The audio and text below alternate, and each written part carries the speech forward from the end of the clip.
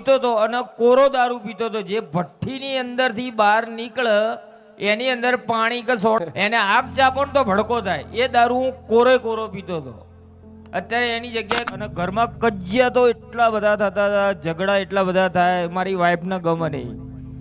મને કે તમે દારૂ બંધ કરી નાખો. મેં એને એટલે છેલ્લો શબ્દ બી કહી દીધો હતો, મેં કીધું હું તને છોડી દઈશ પણ દારૂ નહીં મીકું. મેં કીધું અને માંસ તો કોઈ મારા ઘરની અંદર સાદું ભોજન તો બનતું જ નહોતું, કે અમે 2 જ જણા ખાનારા છીએ પણ કિલો માંસ લાવતો હતો હું ઘરમાં.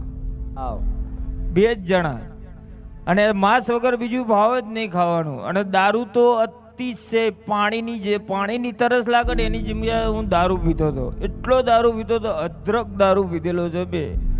પણ અહીંયા તમારા ધામમાં હું પહેલાથી 30 વર્ષ દારૂ પીતો.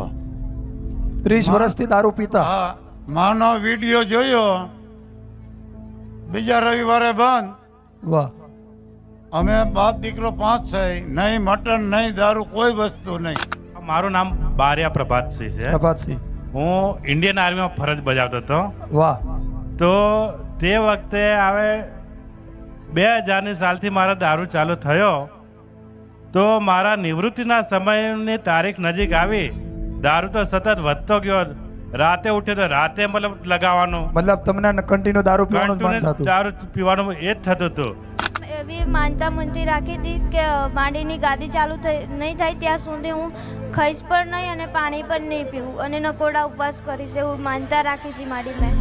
જ્યારે આ વરસાદ બહુ પડ્યો ને તમારાથી બહુ વધારે દૂર રહેવાનું થયું તો મેં એવી માનતા મનથી રાખી હતી.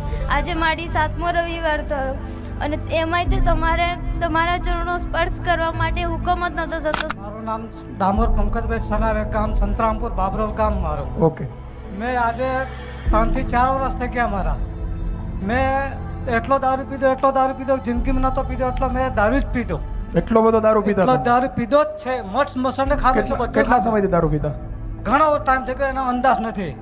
પણ મેં જે દિવસથી માનો વિડીયો ખાલી જોયો અને એટલું જ કીધું કે હે બારેજાવાળી ખુખાર મેરડીમાં જો તમે આટલા બધા ભાવિકોનો જો કામ કરતા હો તો મારા બાપ દાદા દારૂ મસ્ત મટન ખાતા પીતા જ હતા અને તો એવું બધું ચાલતું હતું.